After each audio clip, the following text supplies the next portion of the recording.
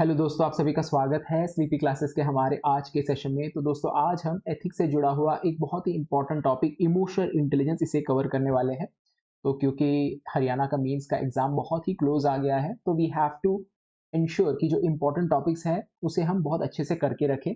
अगर इस टॉपिक की बात करें तो ये टॉपिक रिकरिंग टॉपिक है, स्पेशली यूपीएससी के पेपर में आप देखोगे हर साल या हर अल्टरनेट ईयर एक क्वेश्चन तो इसके ऊपर आता है। तो we have to be very sure कि कौन से टॉपिक्स को हम कवर कर रहे हैं। तो emotional intelligence becomes very important, right. तो आज के सेशन में हम इमोशनल इंटेलिजेंस क्या है उसे समझेंगे, बट एग्जाम पर्सपेक्टिव से, राइट। किस तरह के क्वेश्चंस पूछे जा सकते हैं, उन क्वेश्चंस को सॉल्व करने का कोई फ्रेमवर्क हो सकता है जिसको हम यूज करें, रिप्रोड्यूस कर सकते हैं in any given question that is asked in the paper. तो वो चीज देखेंगे, राइट। सो अगर हम देखें इमोशनल इंटेलिजेंस, तो मोटा मोटी इस तरह के क्वेश्चन पूछे जाते हैं। एक तो है कि आपको पूछा जाएगा इसका अर्थ क्या है, मीनिंग क्या है, right.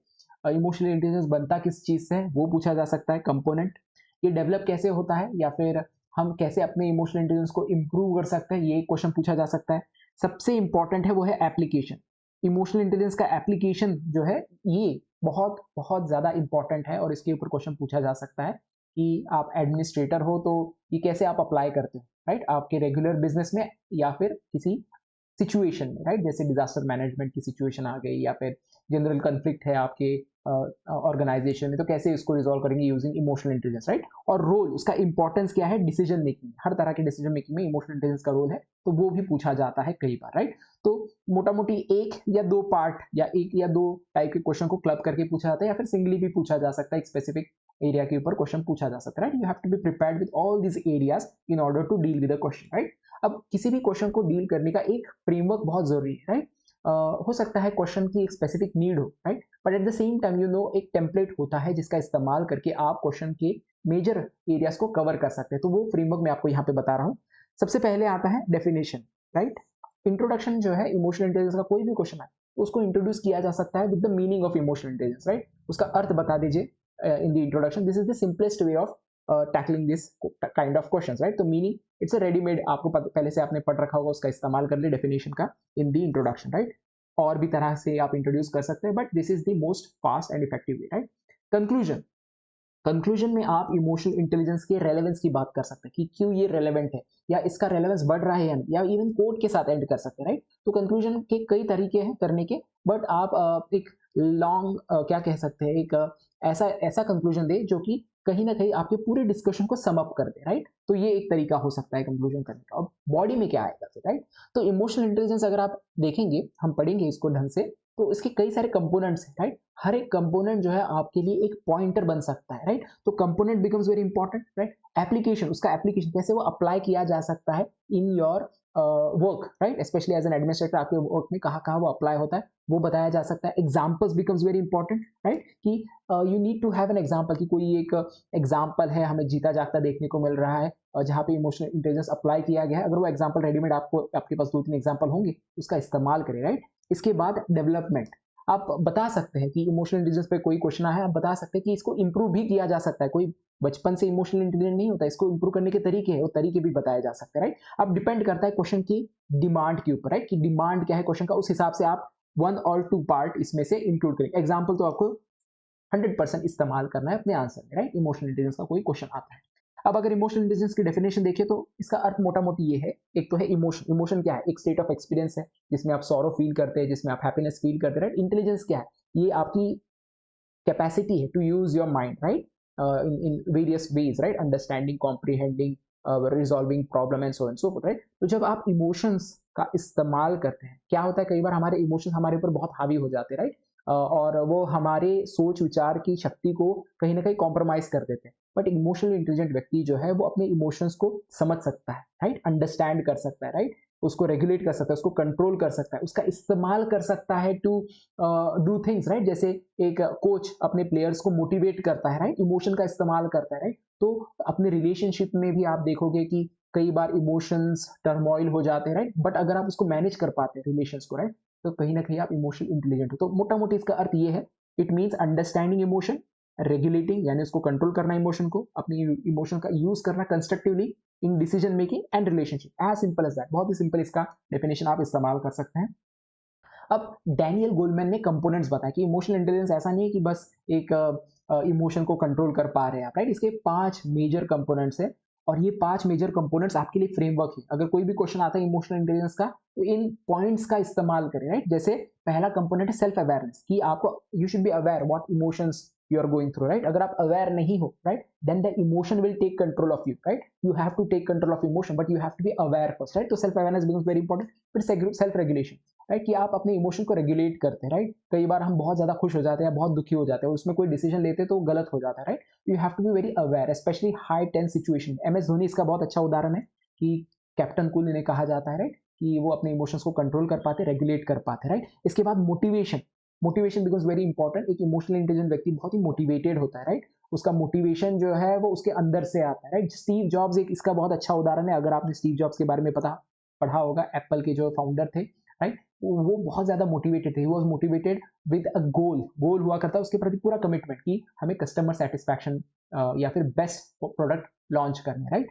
Empathy becomes very important. ये कोर है इमोशनल इंटेलिजेंस का, कि आप एम्पैथेटिक यानी आप खुद को दूसरे के पोजीशन में रख पाते हो और आप समझ पाते हो कि वो क्या फील कर रहा है, राइट? तभी जाके आप जो है उसके साथ एक अच्छा संबंध बना सकते हो, right? So understanding other space need, right, all this things are very important for an emotional intelligent व्यक्ति, राइट? अदरवाइज अगर आप दूसरों के फीलिंग्स और इमोशन को नहीं समझ पाते तो आप उनके साथ बेहतर रिलेशन नहीं बिल्ड कर पाएंगे। एंड इमोशनल इंटेलिजेंस में रिलेशन बिकम्स वेरी इंपॉर्टेंट, और जिसके लिए सोशल स्किल्स, राइट? एम्पैथी का बहुत अच्छा उदाहरण है रतन टाटा जी, राइट? रतन टाटा जी बहुत ज्यादा इमोशनल इंटेलिजेंट व्यक्ति थे। तो जो उनके कर्मचारी है, एम्प्लॉयज है, उनके साथ बहुत अच्छे उनके संबंध है, even after retirement, before retirement, right, और while working, right? Social skills become very important. Communication skills आपको आनी चाहिए, आपके रिलेशनशिप में वो दिखाई देगा, कंफ्लिक्ट रिजॉल्व कर पाएंगे आप if you have good communication skill. और इसका अच्छा उदाहरण आपको मिलता है एपीजे सॉरी अटल बिहारी वाजपेयी में, राइट? ये डैनियल गोलमैन के 5 पॉइंट्स है या कंपोनेंट्स है इमोशनल इंटेलिजेंस के। तो ये अगर 5 कंपोनेंट आपके पास है या आप इसमें आपकी कैपेसिटी है, तो आप इमोशनली इंटेलिजेंट व्यक्ति हो, राइट? डैनियल गोलमैन कौन थे? अमेरिकन साइकोलॉजिस्ट थे, राइट? अब रोल इन एडमिनिस्ट्रेशन, एडमिनिस्ट्रेशन में इसका क्या उपयोग, ये सबसे क्रिटिकल है, right? You should be aware of the 5 components. वो आपके पॉइंट्स बन जाते हैं अपने आंसर्स में, बट वो पॉइंट्स आप ऐसा नहीं कि सिर्फ बताएंगे self awareness, self regulation, right? उसका एप्लीकेशन क्या है? जैसे help an officer to listen citizen, आपके एज एन ऑफिसर आपके पास सिटीजन आएंगे, राइट? वो अपने प्रॉब्लम्स लेके आएंगे।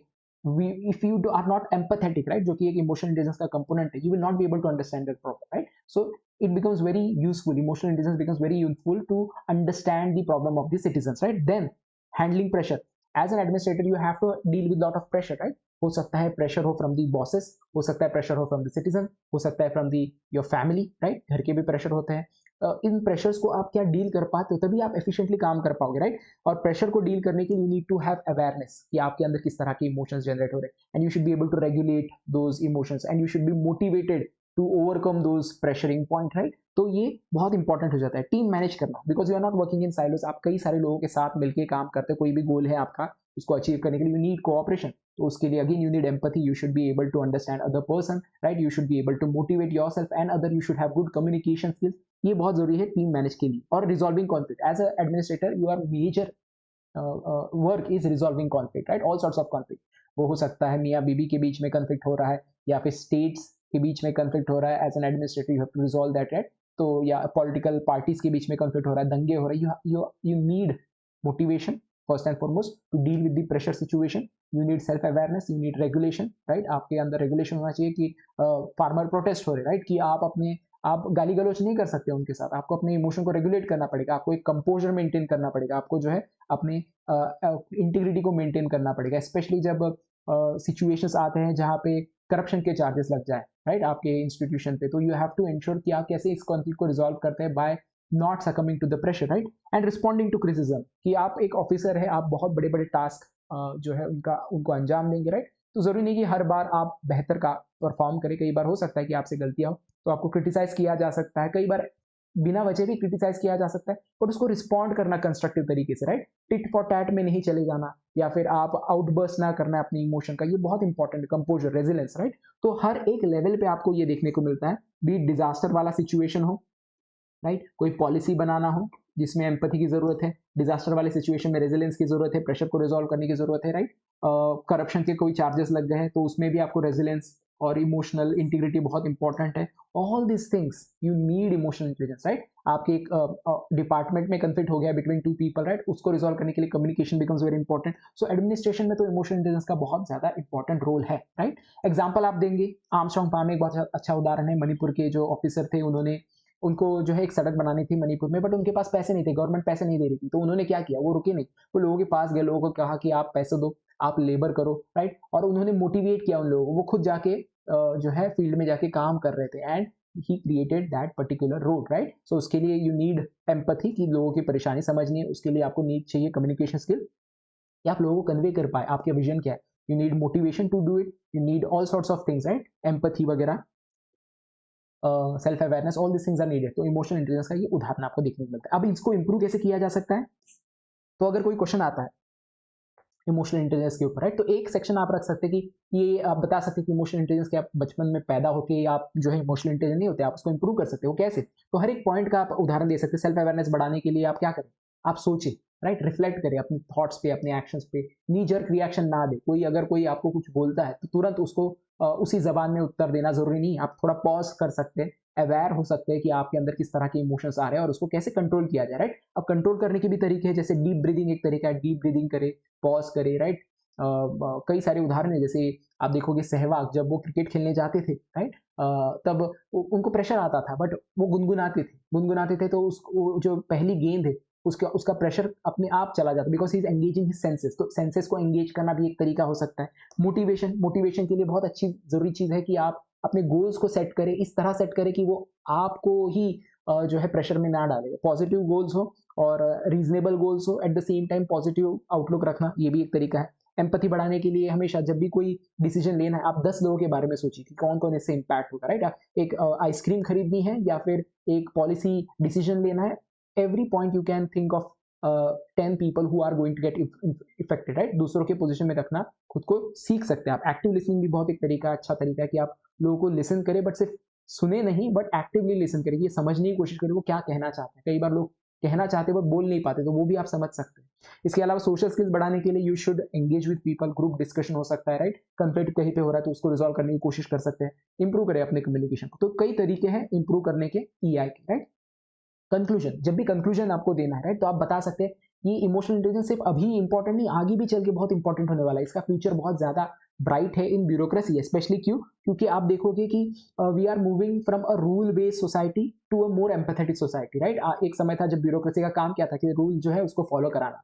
अब क्या काम है एक सिविल सर्वेंट का या ऑफिसर का, कि सिर्फ रूल्स फॉलो नहीं कराना, उनके प्रॉब्लम्स को समझना, उसको डील करना, राइट। और सोशल मीडिया के कारण अब हर एक आपका एक्शन जो है वो मॉनिटर हो रहा है, तो आपको एम्पैथेटिक होना पड़ेगा, राइट। इसके अलावा आप देखोगे कि because of lot of AI, lot of technology, लोग एक दूसरे से बात करना बंद हो गया है, right. Mostly people are on their phones, तो उनका कम्युनिकेशन स्किल्स भी बहुत खराब हो गया। इसीलिए आप देखोगे सोशल मीडिया पे लोग गाली गलौज बहुत करते हैं, एक सिविल तरीके से बात नहीं करते। ऐसे में एक सिविल सर्वेंट जो है वो ब्रिज होता है कम्युनिकेशन का। तो इसीलिए जैसे जैसे लोगों के सोशल स्किल्स कम होते जाएंगे, we need people who have high level of social skills to bridge between different communities, different people and so forth, right. तो फ्यूचर तो है इसका। इसके अलावा अगर कंक्लूजन करना ही है आपको, तो कोर्ट के साथ भी कंक्लूड कर सकते हैं। डैनियल गोलमैन जो साइकोलॉजिस्ट थे, जिन्होंने उसकी डेफिनेशन दी, वो खुद बताते हैं कि सक्सेस में दो चीज लगते हैं, एक है आपका इंटेलिजेंस, राइट, आईक्यू जिसे कहते हैं, और दूसरा है EQ, that is emotional intelligence, right.